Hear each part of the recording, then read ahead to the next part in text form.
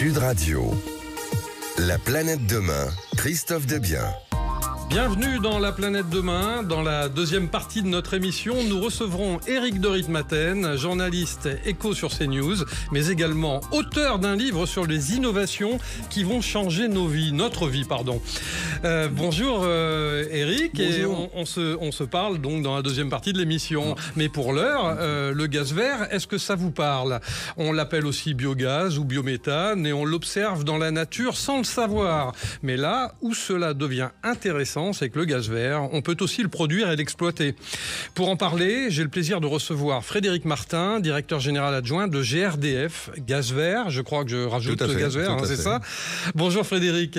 Bonjour Christophe. Expliquez-nous ce qu'est le gaz vert et avec quel processus l'obtient-on? Alors le gaz vert, c'est simplement la même chose que le gaz que l'on consomme aujourd'hui, sauf que le gaz qu'on consomme aujourd'hui, il est importé la plupart du temps. Et le gaz vert, c'est ce que l'on commence à produire de manière industrielle en France à partir de la valorisation de nos déchets, principalement agricoles, à date. Et donc, c'est simplement une dégradation biologique des déchets agricoles que les agriculteurs laissaient autrefois sur les champs, qu'ils mettent maintenant dans des enceintes fermées. Les bactéries consomment ces déchets verts et elles produisent du biogaz. Ce biogaz est ensuite épuré avant d'être injecté dans les réseaux qui hors de vos maisons et qui permettent d'utiliser la molécule de la même façon que celle qu'on consomme. Le gros avantage, c'est que le contenu carbone de ces nouveaux gaz, de ce nouveau biométhane, est équivalente à ce que l'on trouve aujourd'hui au photovoltaïque et donc ça évite d'accentuer les effets de gaz à effet de serre que l'on a aujourd'hui qui posent problème sur le plan climatique. Alors quand on vous écoute, évidemment on comprend que la production de gaz vert est un cercle vertueux. Alors tout à fait. D'abord, c'est une demande qui a été initiée par les agriculteurs puisque à partir de la dégradation de ces déchets organiques, ils récupèrent ce que l'on appelle un digestat qui vient se substituer aux engrais synthétiques qu'ils utilisaient avant. Donc déjà, eux, c'est leur première motivation. Ensuite, la vente de ce gaz qu'ils injectent dans les réseaux leur permet de générer des revenus. Et pour le pays, l'intérêt, c'est que ça améliore la balance, économique du pays puisqu'on ne l'importe plus, on le produit sur place. Et ça crée des emplois non délocalisables dans les territoires, la plupart du temps ruraux ou semi-ruraux au sein du pays. Ça veut donc dire que consommer du gaz vert, ce n'est pas seulement produire de l'énergie, mais c'est aussi avoir une démarche et un impact dans de nombreux domaines, n'est-ce pas? Tout à fait. Et le succès que rencontre la filière aujourd'hui, puisqu'on a fêté le 700e méthaniseur mis en service très récemment, on rend compte que toutes les régions aujourd'hui développent ces activités, puisque ça contribue à l'économie circulaire dans les régions, ça aide les exploitations agricoles à se stabiliser et ça permet de faciliter les transmissions et en même temps ça crée de l'emploi et de la valeur ajoutée pour le pays. Alors quels en sont les bénéfices justement pour l'environnement? Le bilan carbone, il est 10 fois moins élevé que le gaz fossile que l'on importe. Et puis le vrai intérêt, c'est que on voit émerger de multiples technologies, que ça soit la méthanisation dont je viens de parler, mais également la pyrogasification qui permet de faire la même chose mais avec des déchets secs, ou la gasification pour des déchets humides. Et toute cette nouvelle filière permet de produire du gaz vert qu'on va pouvoir consommer au même titre que ce que l'on fait aujourd'hui, mais avec un bilan carbone qui est absolument neutre sur le climat puisque c'est du gaz, du CO2 émis par les plantes qui est capté l'année précédente, qui est ensuite restitué dans le gaz que l'on consomme. Donc c'est vraiment très très précieux. Alors consommer du gaz vert bien sûr, mais pour que nos auditeurs comprennent bien, le gaz vert peut-il être injecté dans le réseau domestique de gaz naturel? Est-ce que ça peut permettre à tout le monde de se chauffer? Alors c'est déjà le cas aujourd'hui, puisque les 700 méthaniseurs produisent l'équivalent de 12 TWh. Alors c'est une unité de mesure. Pour donner un ordre de grandeur, c'est à peu près l'équivalent de 2 réacteurs nucléaires. Donc on parle de choses de très conséquents. L'intérêt, c'est que c'est multiplié sur un nombre d'installations important. Ça se substitue sans aucun changement pour les particuliers, c'est-à-dire que quand vous avez une plaque de cuisson, quand vous avez une chaudière, quand vous avez des bus qui fonctionnent au gaz, eh bien ce gaz se substitue. Simplement, vous achetez un contrat de gaz vert au lieu d'avoir un contrat de gaz fossile et vous n'avez absolument rien à dépenser pour changer la nature même de votre gaz. Donc c'est extrêmement intéressant puisque à l'heure où on parle beaucoup de pouvoir d'achat, c'est une bascule vers la transition énergétique qui se perd sans surcoût pour le client. Ça voudrait donc dire que nos chaudières à gaz sont compatibles gaz vert? Elles sont 100% compatibles gaz vert, tout à fait. Il n'y a pas d'adaptation particulière à faire sur les appareils? Aucune adaptation à faire sur nos... C'est exactement la même molécule avec un bilan carbone qui est plus vertueux. C'est une excellente nouvelle pour tout le monde. Excellente nouvelle. Le gaz vert est déjà utilisé comme carburant, notamment pour les camions, les bus, les cars, d'une manière générale. Pour les voitures, qu'en est-il ?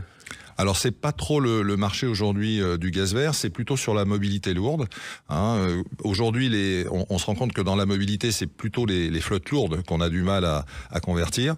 Et sur la partie notamment du transport lourd des personnes ou de la marchandise, on a des taux de croissance entre 10 et 20%. Et c'est plutôt une bonne chose. Et ce qui se passe, c'est qu'il y avait une première conversion entre le diesel et le gaz sur les poids lourds. Et aujourd'hui, on se rend compte que comme il consommait déjà du gaz, du GNV, ce qu'on appelle du gaz véhicule comprimé, le taux de bio-GNV évolue et à fin 2023, le pourcentage bio atteignait presque 40%, ce qui montre que les entreprises migrent progressivement vers un carburant qui est de plus en plus neutre sur l'aspect écologique. Mais ça voudrait dire donc qu'on pourrait, lorsqu'on a une entreprise, avoir une flotte de véhicules qui, quelque part, pourrait fonctionner au gaz vert à un moment donné. C'est déjà le cas dans la plupart des villes françaises. Vous regarderez, il y a déjà beaucoup de bus qui circulent, qui fonctionnent au gaz, et vous verrez de plus en plus, ils sont logotés biogaz, puisque la demande aussi des pouvoirs publics, c'est de verdir, effectivement, et de passer parce que l'avantage du gaz, c'est qu'on enlevait les particules fines en centre urbain, c'était pour la qualité de l'air. Donc on avait fait ce premier step, et ensuite, maintenant, on est en train de verdir le gaz. C'est-à-dire qu'on est passé du diesel au gaz, on améliorait la qualité de l'air en local, et maintenant on passe au biogaz, et on travaille aussi pour la planète. Ça veut dire qu'il n'y a plus du tout de particules dans le gaz vert? Il en reste un peu, mais ça n'a plus rien à voir avec le diesel que l'on connaît aujourd'hui. Alors, GRDF est un acteur majeur dans la production et la distribution de gaz vert. Où est-ce que vous en êtes aujourd'hui et quelles sont vos projections à 2030 et 2050 ? Donc aujourd'hui, on est à peu près à 700 méthaniseurs. Donc GRDF exploite les réseaux qui appartiennent aux collectivités locales. On n'intervient pas directement dans la production. Par contre, nous travaillons pour les collectivités qui nous demandent de travailler à faire en sorte que l'écosystème se développe bien en France. Donc aujourd'hui, on est à 700 méthaniseurs. On en a à peu près 600 qui sont en projet. Et la trajectoire aujourd'hui fixée par le pays à 2030, c'est de faire x5. Donc ce qui montre que l'on est complètement cohérent et c'est vraiment une énergie qui va être une énergie d'avenir. Et ça rejoint l'objectif fixé au niveau de la Commission européenne qui a fixé un objectif de 35 billions de mètres cubes de production. Donc c'est absolument considérable. Mais tout ça, c'est pour faire en sorte que l'ensemble des pays européens puissent, être moins dépendants, du marché international. Bon, on voit bien que c'est l'effet post-crise ukrainienne. Et on a de la chance en France, puisque le potentiel des gaz verts en France est le premier potentiel européen. Donc ça marche très très bien. Alors, vous disiez qu'il y avait 700 sites, c'est ça, de production aujourd'hui de gaz vert qui sont raccordés au réseau de gaz classique. Qu'est-ce que cela représente?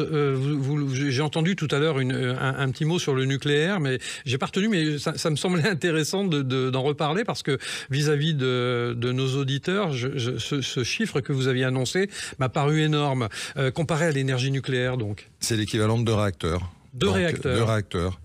Tout à fait, en à peu près 5 ans. Donc c'est très important. Et la force de cette filière, c'est la capacité des territoires. C'est beaucoup de projets qui sont générés dans les territoires. Et donc, j'allais dire, quasiment tous les jours, toutes les semaines, on raccorde des méthaniseurs. Et donc, c'est le dynamisme à la fois du monde agricole et des territoires qui permet de développer cette filière aussi rapidement.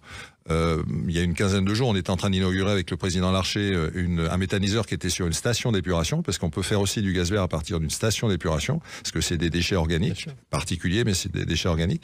Et là aussi, ça permet de créer des gaz verts à partir de ces déchets urbains.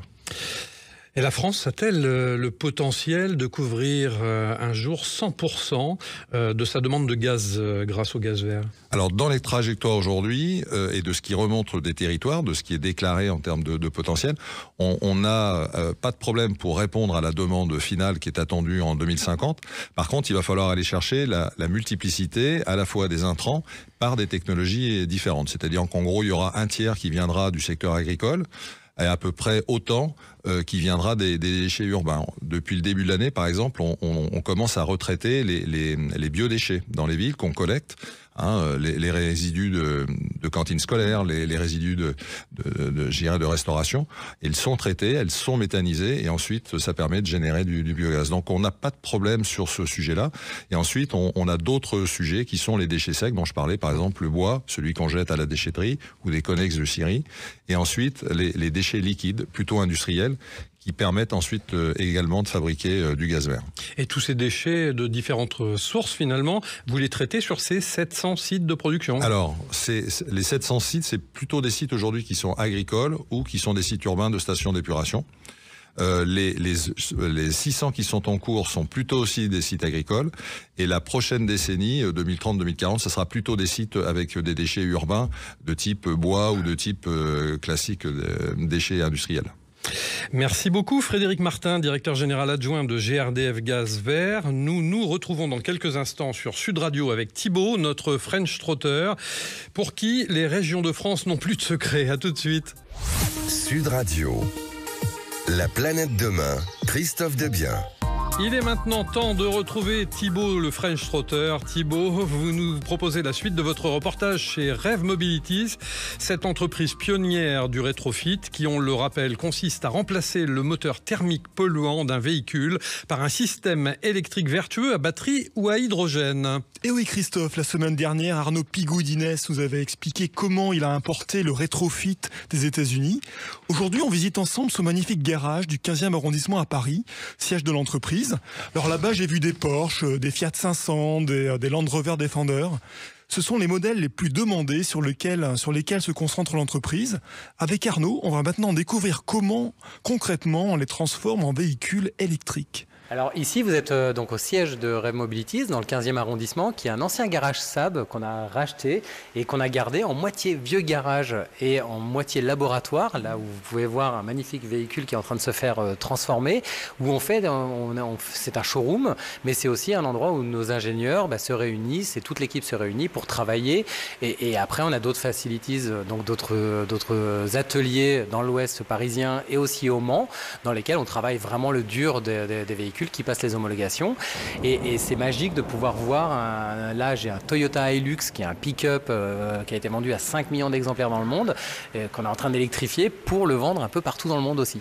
Justement là, ce pick-up, quelles sont les étapes pour le transformer en véhicule électrique ? Derrière le rétrofit, en fait, il y a énormément de sécurité. Donc sur les éléments, toutes les pièces, les moteurs, les chargeurs et tout ça, donc ça on a des fournisseurs, mais il y a aussi une énorme sécurité sur les batteries. Et en fait, c'est ce qui a fait que le rétrofit a été très demandé au départ, mais qu'il faut avoir vraiment des batteries de haute sécurité qui respectent les normes européennes. Et ça a été complexe à mettre en place parce que c'est toute une supply chain à mettre en place qui a pris malheureusement un peu plus de temps que prévu. Et donc derrière tout ça, une fois que vous avez les batteries et les éléments, vous les placez dans le véhicule et vous faites tester le véhicule des heures, et à la fin vous avez le tampon de l'homologation ou un kit que vous pouvez vendre à l'étranger. Une fois que le kit est fait, c'est 30 heures de travail à peu près. 30 d'heures. Enlever le moteur, enlever le pot d'échappement, les parties sales, mettre le kit qui est déjà prêt à être monté, bien plugger tous, respecter nos procédures. Mais c'est un peu pareil de cette Fiat 500 qui a... Alors on est devant une Fiat 500 bleu métal, magnifique. Alors cette Fiat 500, en fait, elle a été rétrofitée. Vous pouvez voir derrière, il n'y a plus de moteur. Il n'y a plus de moteur et on ouvre et... Un tout petit moteur qui est minuscule parce que c'était une voiture qui faisait 17 chevaux, donc on n'a pas besoin d'avoir un énorme moteur électrique donc on a un petit moteur, une batterie et ça c'est 110 km d'autonomie, 10 kWh. C'est un prix beaucoup moins cher qu'un rétrofit imposant puisque le kit vaut 11 000 € et posé avec la TVA c'est 15 000 € en France, mais ça vous permet d'avoir le véhicule quotidien pour rouler tous les jours dans la ville, sachant que les trajets moyens quotidien c'est 40 km, donc ça vous permet de ne même pas avoir à recharger dans la journée, de recharger chez vous le soir, et c'est pareil pour les utilitaires, c'est pareil pour les bus. En fait on n'a pas besoin de mettre des tonnes de batteries, sachant qu'on roule très peu, on est surtout dans les embouteillages. Ouais. Alors une batterie, c'est pas forcément écologique. Alors qu'est-ce que vous faites concrètement pour obtenir des batteries durables ? Alors les batteries, elles ont plusieurs vies. En fait, d'abord, il y a la batterie dans le véhicule, donc il y a une vie d'à peu près 12-15 ans selon le nombre de cycles d'utilisation. Après, les batteries, elles ont une autre vie, une fois qu'elles sont sorties des véhicules, ce qu'on appelle la deuxième vie des batteries, dans le stationnaire. Chez vous, pour stocker en heure creuse et prendre en heure pleine, sous un panneau photovoltaïque ou sous des éoliennes. Donc pour la première fois aussi, on a des batteries qui peuvent stocker de l'électricité. Et après, une fois qu'elles sont sont rincées, là, elles partent en recyclage. Et aujourd'hui, la filière de recyclage, et c'est l'avantage d'être en France et en Europe, le recyclage de batteries est déjà assuré à 97%. L'électrification des voitures thermiques, voilà une solution concrète pour un avenir plus durable. Merci Arnaud Pigoudinès. Thibault, on vous retrouve la semaine prochaine pour un nouveau reportage dans La Planète Demain sur Sud Radio. Et pour le moment, saviez-vous que la révolution écotechnologique est en marche et rien ne pourra l'arrêter. Elle va bouleverser notre vie au quotidien et faire advenir une société résolument verte. Eh bien, ces mots d'Éric de Ritmaten, journaliste éco sur CNews, que j'ai l'immense plaisir de recevoir aujourd'hui sur Sud Radio, sont le préambule de son dernier livre intitulé 21e siècle, les 75 innovations vertes qui vont changer notre vie. Bonjour Éric. Bonjour Christophe. Quel plaisir de vous retrouver cette fois-ci en qualité d'interviewé, non pas d'intervieweur. À rebours de certains discours anxiogènes, votre démarche a été résolument optimiste. Personnellement, comment imaginez-vous l'avenir et comment envisagez-vous la transition écologique ? De manière acceptable et non punitive. C'est un peu le livre. Il y a 75 projets, en fait, qui sont très concrets, qui vont de 2025 à 2100, c'est pour ça qu'il y a 75. Et il y en a vraiment au moins 25 dedans qui nous concernent directement, qui peuvent être réalisés. En fait, ce livre est utile parce que, si vous voulez, on sent aujourd'hui que, d'une manière générale, les Français et les Européens se méfient de l'environnement, de l'écologie punitive, à outrance, sans retenue. Vous savez, je lisais ce week-end, par exemple, que les constructeurs automobiles européens commencent à douter de la fin du moteur à explosion en 2035. C'est demain 2035, c'est dans 10 ans. Que vont devenir les emplois, que vont devenir... Alors, c'est très bien, moi, je suis pour, bien sûr, qu'on pollue de moins en moins la planète. Mais enfin, si vous avez une industrie qui continue de décliner alors qu'elle n'existe plus beaucoup dans notre pays, en France, et commence à décliner en Allemagne, qu'est-ce qui va rester? Donc, l'écologie, moi, je pense qu'il faut prendre le modèle suisse, qui est le modèle excellent, c'est y aller par petites touches, responsabiliser les gens, que le civisme joue un rôle important. Vous savez, l'écologie, elle est dans notre tête à tous. C'est l'environnement raisonné et raisonnable. Mais les lois, les règles, les obligations, les contraintes, en plus on dit toujours tout est le contraire de tout. Vous avez des organismes qui vous disent que c'est la fin du monde en 2100 et puis d'autres qui disent qu'il ne faut pas exagérer. Alors je crois qu'aujourd'hui, il faut faire la part des choses. Écouter les scientifiques, mais quand même aujourd'hui être mesuré et prendre des mesures sur le long terme. Je comparerais ça à la faillite de la France. La France est en déclin, tout le monde le sait. Là, je vais recevoir bientôt l'ancien gouverneur de la Banque de France, monsieur de la Rosière. Il a fait un bouquin, Le déclin de la France est-il irréversible? C'est pareil pour l'environnement. C'est vrai que si on impose trop de règles, notre budget en France, c'est pareil, il y a des mesures à prendre, mais sur le long terme, on y arrivera, mais ça ne se passera pas en 6 mois. Alors en fait, on est à peu près sur la même longueur d'onde, puisque moi, dans cette émission, La Planète Demain, nous parlons d'écologie positive et non punitive. Oui. Nous parlons de progression avec l'innovation au service, bien entendu, de l'écologie. Donc nous travaillons dans les mêmes domaines, absolument, mon cher Éric. Ouais. Comment s'est porté votre choix sur ces 75 innovations année par année jusqu'à 2100? Comment vous avez fait pour choisir? Disons que c'est 75 évolutions. Et j'ai rencontré Patrick Martin, donc GRDF, qui m'a expliqué comment justement les déchets végétaux pouvaient être recyclés et devenir un gaz naturel émettant le moins de polluants possible. Sur CNews, je reçois des chefs d'entreprise, donc souvent, je leur ai souvent posé des questions, comme pour les précédents ouvrages. C'est toujours des savants qui m'ont apporté l'information. Puis on en avait discuté aussi avec vous, Christophe. Donc j'ai rencontré des personnalités. En fait, j'ai fait un travail de journaliste. Je suis allé voir dans les entreprises comment on se projetait à 2030, 2040, 2050. Et ça donne, par exemple, le solaire qui se développe chez les agriculteurs avec l'agrivoltaïsme, par exemple. Ça va, par exemple, avec les panneaux solaires qui deviennent invisibles. Aujourd'hui, vous avez des panneaux solaires sur les maisons. C'est quand même pas très beau. Demain, ils seront invisibles. Ça, c'est une entreprise qui travaille là-dessus. Vous avez la clim non polluante. Donc, vous avez des gens aux États-Unis... qui travaille vraiment sur comment va évoluer cette climatisation qui est un énorme consommateur d'énergie et en plus de rejet de chaleur. C'est paradoxal. La clim rejette de la chaleur alors qu'elle est là pour vous refroidir. Vous voyez, c'est quand même vraiment inimaginable. Vous avez aussi les insecticides à base d'algues vertes. Ça, c'est l'évolution de l'insecticide qui aujourd'hui pose un gros problème dans les champs. Vous avez les nouveaux carburants, on en parlait, la santé à distance. Bon, alors évidemment, parfois, ça aura peut-être un impact sur l'emploi. Les infirmiers infirmières de demain. Alors ce que je veux dire, c'est qu'à chaque fois, il y a une partie un peu roman. C'est-à-dire que je raconte une innovation en imaginant comment ça va évoluer. On l'a fait avec GRDF, par exemple. Bon, c'est en 2092. Mais en 2092, dans la Beauce, il y aura des silos énormes où on entreposera les déchets verts et ça deviendra vraiment une industrie pour produire des gaz verts. Vous voyez ? Donc, c'est une évolution, c'est vrai, c'est donc quelque chose de réel, mais ensuite, on anticipe. C'est un peu un roman d'anticipation. C'est pas de la science-fiction, c'est de l'anticipation. Mais vous avez aussi le nucléaire, la fusion nucléaire. On n'en parle pas beaucoup aujourd'hui, mais cette fusion avec les États-Unis qui vont vraiment lancer leur première centrale où on arrive à fusionner des... Parce qu'aujourd'hui, on parle de l'EPR, mais il y aura une autre étape avec ITER qui est très important. Vous avez aussi la température dans l'espace.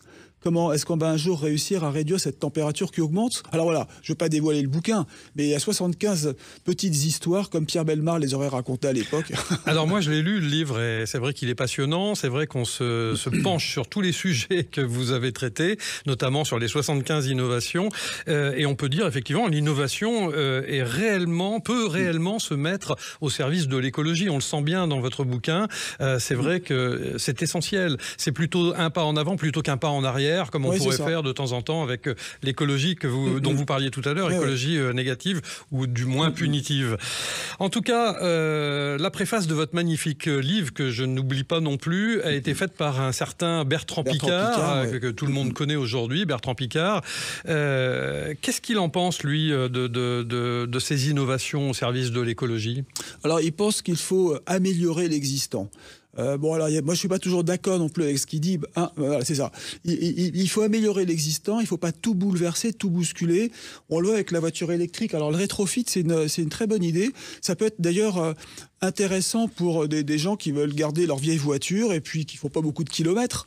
Mais je crois qu'il y a quand même des soucis aujourd'hui d'homologation. C'est pas si simple que ça. Les entreprises qui font du rétrofit. Mais moi, j'adorerais avoir une 2 chevaux ou une Fiat 500 ou une vieille coccinelle Volkswagen avec un moteur électrique. Ça suffirait pour faire 50 km. Ça, c'est vraiment l'avenir. Et je pense, alors, vous voyez, c'est pas alors que si on commence à produire des voitures électriques en partant de zéro, qui vont bénéficier aux Chinois parce que la France n'est pas au niveau et n'est pas capable de produire bon marché. Là, on fait fausse route en Europe. Et une fois de plus, on se tire une balle dans le pied. Et donc, l'écologie est mauvaise pour nous à ce niveau-là. C'est comme les avions. Je veux dire, c'est pareil. Est-ce que vous imaginez des avions électriques ? Bertrand Piccard veut des avions électriques, mais je vois pas l'équivalent d'un Airbus de 500 places voler avec des moteurs électriques.